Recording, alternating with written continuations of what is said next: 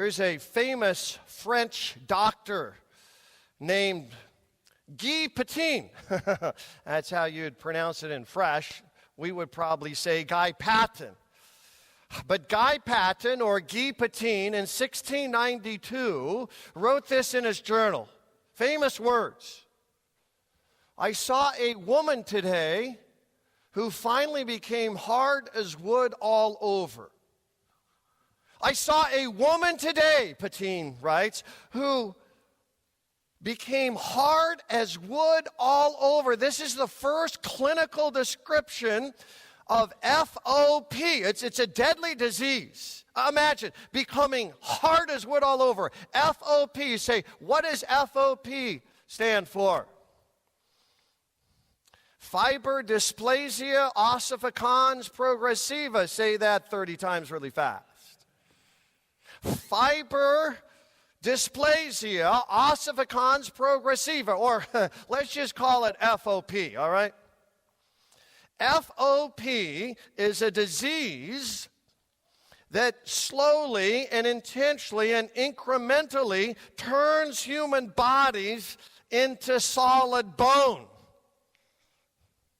FOP, fiber dysplasia ossificans progressiva, imprisons human bodies. Back to front, top to bottom. Over time, FOP solidifies ligaments and joints and muscles until the human body is as hard as cement. The rogue gene in FOP has one singular goal: harden the body until it's dead. We're in a sermon series, aren't we? During this Lent, Palm Sunday, Holy Week, we'll conclude next weekend with Mary Magdalene on Easter. Following Christ the Cross is what we're calling this series. People in John's Gospel. Today, the person in John's Gospel that we highlight would be, Pontius Pilate.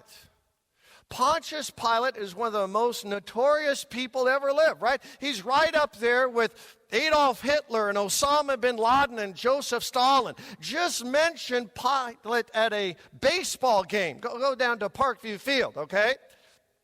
TCAP's second game of the season this afternoon. They lost last night, in case you didn't get that score. But let's say you're downtown and you get up at the seventh inning stretch and you yell out, "Pontius Pilate!" The crowd would start booing and throwing beer bottles at you, right? Pontius Pilate appears ominously in the Apostles' Creed. Born of the Virgin Mary, we've said this all our lives, suffered under Pontius Pilate. Pontius Pilate had an acute case of FOP, fiber dysplasia ossificans progressiva, only it was of the spiritual type. FOP of the spiritual type has a rogue gene as well, and that rogue gene goes straight to the heart. And FOP on the spiritual level has one singular goal: harden your heart. Harden my heart. Harden everyone's heart until we're spiritually dead. Who knows about that? Pilate does. Pontius Pilate. We begin this character analysis of Pilate by talking about his past. His past. Pilate's past. In 1961, on the Mediterranean coast, in a city called Caesarea by the Sea, I remember being there about 20 years ago. And in 1961, right there, Caesarea by the Sea, archaeologists unearthed a huge stone tablet that has the name Pontius Pilate. Some critics thought, Pontius Pilate, he never really existed. Not so. The Bible, of course, says he existed, and so does this template that is written in Latin. Of course, here's the English translation. But in 1961, this template, this piece of stone, was found, and this is what it says in part. To the divine Augustus Tiberius, Pontius Pilate, governor of Syria. Pontius Pilate was governor of Syria for 10 years, from 26 AD to 36 AD, all right? What does that inscription look like? Well, history buffs, that's what it looks like. Pontius Pilate had a past. He was appointed governor by the Roman Caesar in 26 AD. But before all of that happened, we need to understand that Pilate, in his past, was born of a middle-class family. He'd fit right in Fort Wayne, Indiana. Middle-class family. Don't forget that. Don't forget that. That's a huge point to understand the events on Good Friday. Pilate was born into a middle-class family. He joined the Roman army. He served in what is now present-day Germany. He came back on military leave one year and was touring in Rome when he met and fell in love with and married a woman named Claudia Procula. Claudia Procula. You know who she is? Claudia Procula is the granddaughter of Caesar Augustus. Everybody got that? Claudia Procula, she's upper class. She's the granddaughter of the king. She's like a Trump kid or something, all right? Pilate married way up. Claudia Procula? The granddaughter of Caesar? You see, Pilate was now in. Pilate was now in the upper class, and Pilate gets appointed to a government position that he would have never had in any other way, because he was just what? Middle class. And what position is Pilate appointed to? Governor of Judea. That's Pilate's past. Pilate's part. Pilate's part. Jesus is arrested in the Garden of Gethsemane late Thursday night, right? We know that.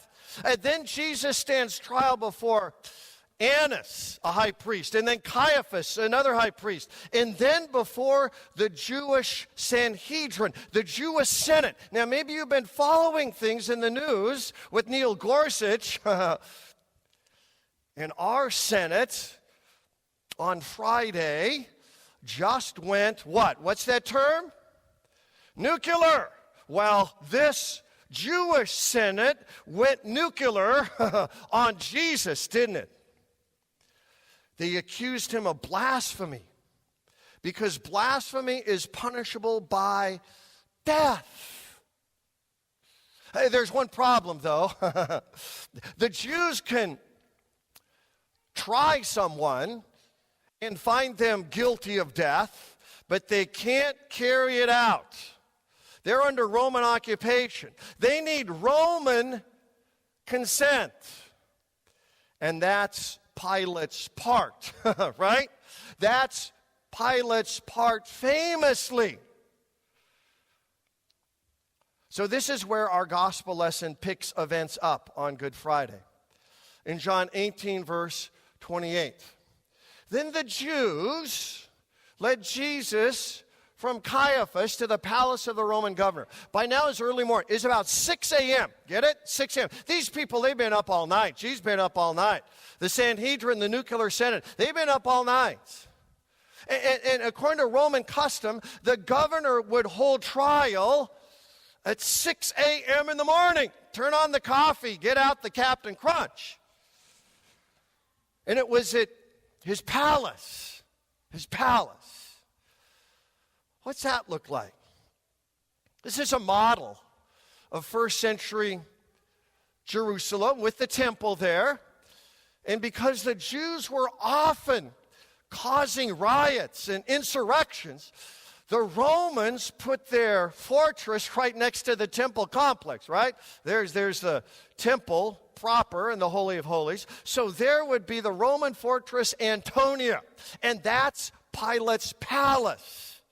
This is where the Jews bring Jesus right there at the portico to stand trial early in the morning on Good Friday before Pontius Pilate. So the Pharisees are there, the Sadducees are there, the senators are there, the scribes are there, and they have Jesus right where they want him, don't they? Oh man, we've got this Nazarene right where we want him, and soon, very soon, they will have Pontius Pilate. They will have Pontius Pilate right where they want him. So Pilate starts asking some questions. Right? That's what a good, impartial judge does, right? Starts asking questions. And the first question then is this, in his part in all of this: are you the king of the Jews? Are you the king of the Jews? You see, Pilate had asked why they brought Jesus in the first place, right? Did you notice that all they say, the Jewish leaders, all they say is that, well, we wouldn't have brought him to you unless he was guilty of a crime. See, the Jews didn't want to say he claimed to be the Son of God, because Pilate, at that point, he just dismissed the whole crowd. Because that was a theological issue, it wasn't a political issue. That would get the Jews nowhere. And besides, Roman history tells us that Pilate didn't like the Jews, Pilate didn't understand the Jews, and Pilate didn't want to waste his time talking religion with the Jews. But he does ask Jesus this question: are you the king of the Jews? The operative word here is king. That's why I have it highlighted. To the Romans, king meant one thing, right? A king meant political leader. A king meant the head honcho, the CEO, the chairman of the board. But to the Jews, king meant Messiah, a spiritual leader, a Davidic king. And so the Jews are trying to confuse Pilate into thinking Jesus is a Roman kind of king, because then Pilate will kill him.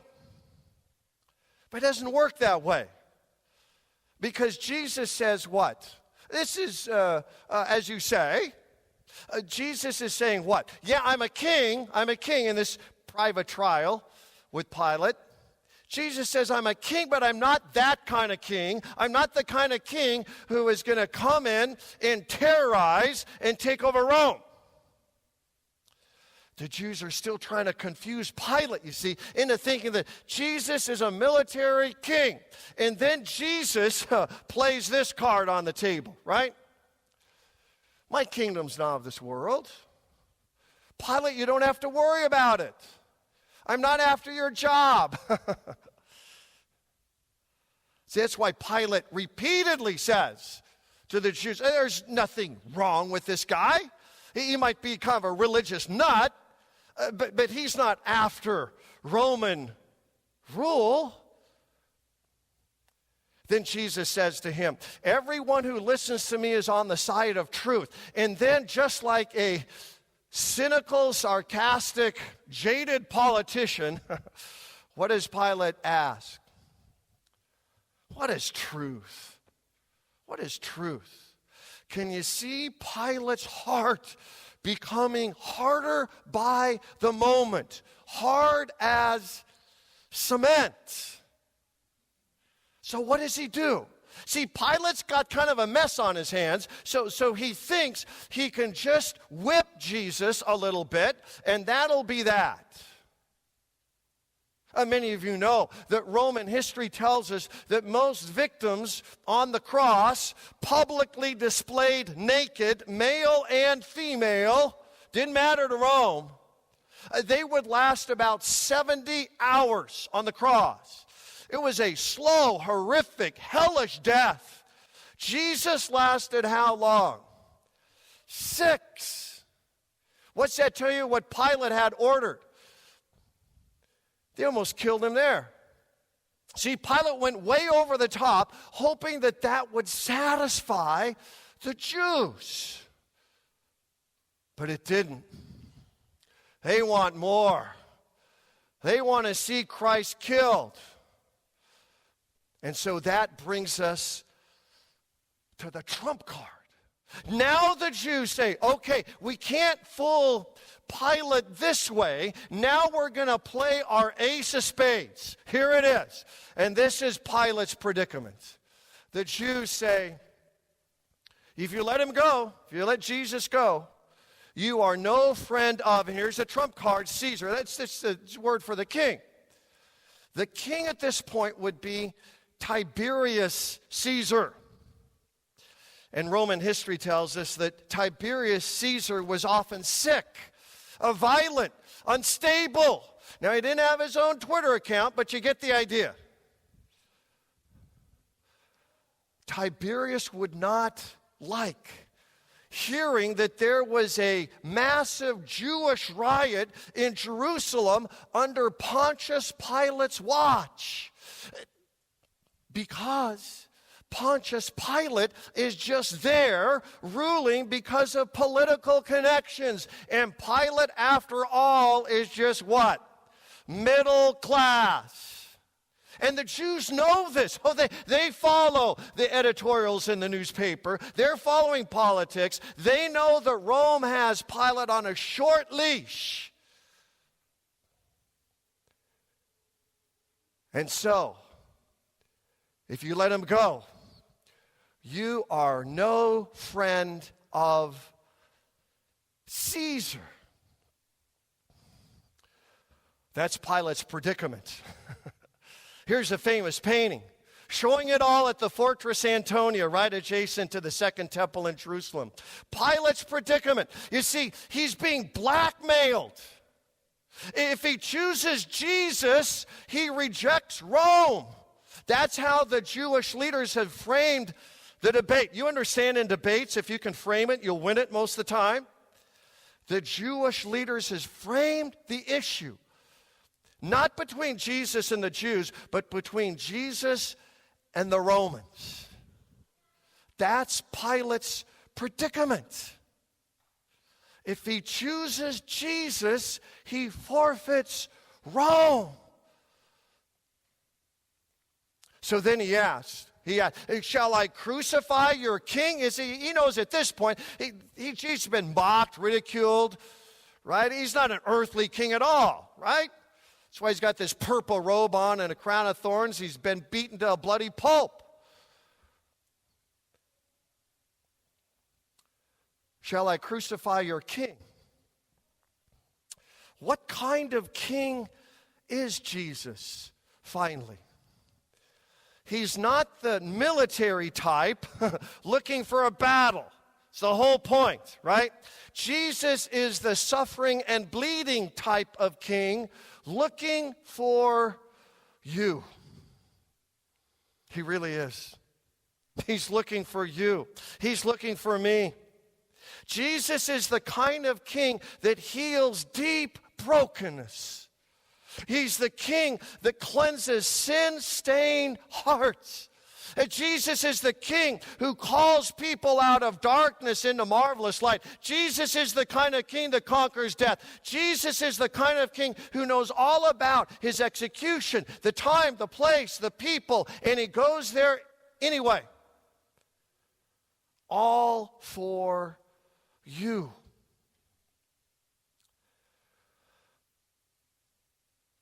Shall I crucify your king? Pilate asked. I mean, this kind of king? He's no threat, Pilate is saying. What do the Jews come back and say? We have no king but who? Caesar. Pilate's got a political hot potato on his hands. Things are getting out of control. As I said, if there's a riot, Pilate loses his job. all his connections. His whole future is up for grabs. So he caves in, famously. In Matthew's gospel, Pilate washes his hands as though he's innocent. Pilate orders Jesus to be stripped naked, pinned to wood, and suspended between heaven and earth. Why? Why? Spiritual FOP. Fiber dysplasia ossificans progressiva. Remember that rogue gene? It goes straight to the heart. And that went straight to the heart of Pilate, and his heart is as hard as Mount Rushmore. It happens to us, doesn't it? So subtly most of the time, right? We don't intend to have hard hearts. But over time, if you're anything like me, you understand that there comes a point sometimes when you just stop praying, you stop repenting, you stop trusting Jesus, and words that used to capture your heart, words like Bible study, and Easter, and Good Friday, and worship and salvation used to capture your heart. They don't capture your heart whatsoever. Spiritual FOP wants to turn our hearts into solid rocks. And it happens. We know it. We see it. We feel it. Which means finally, we're not all that different from Pontius Pilate. We've looked at his past and his part, and of course his huge predicament. Here's the pattern. Here's the pattern. Pilate's pattern in John 18 and 19 would be what? How would you describe it? What kind of sequences are happening that you would say, oh, this is the pattern of Pilate? Well, how about this? What's in it for me? Oh, no. Oh, no. Now it's getting really tough, isn't it? Because let's be honest. I'll be completely honest with you. This is the question that drives my life most of the time. What's finally in it for me? This is what Pilate's doing. He wants to climb the ladder. He wants financial security. And he's going to do whatever it takes to get it, even if it means crucifying an innocent man. What's in it for me? If that is what is driving your life, welcome to the club. We all have this disease called FOP. And if we are going to be driven by that question and not repent and not change, and we've got a really hard heart. This question is the certain recipe for a heart that's hard as cement. You know what that looks like? It's like a wrecking ball. You just kind of go through life and you mangle your marriage. You kill your kids. You finish off families and friends. That's Pilate's pattern.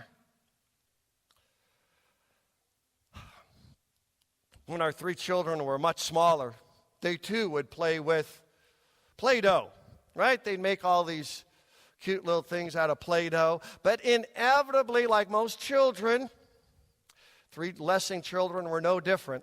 They would forget to put the lid on the Play-Doh. And then what would they do? They would bring the calcified clay to me and say, Dad, fix it. Those were the days they thought I could fix anything. Now, these are the days, the 2017 days, when they know I can't fix nothing. But back then, they said, Dad, can you please fix it? And you know, I could because I had bigger hands than they did. And I could take the stony, hard stuff, and I could work it with my hands, and I could change the hard dough into just putty. Do you have a hard heart? indifferent, apathetic. What's in it for me? Well, then, like I said, welcome to the human race. We all have the disease. Bring your heart to your Heavenly Father. He's the only one who can take what is so hard and so embittered and so encased in calluses. He's the only one who can take it and mold it and shape it into something that's alive again. He's the master heart surgeon. He loves you with an everlasting love. That's why he gives you and I this marvelous promise today from, of all places, Ezekiel 11. This is God's promise to you in Christ Jesus. I will take away their stony, stubborn heart and give them a tender, responsive heart. What's that mean? It means that our hearts will beat again. Let's stand, shall we, and sing about that.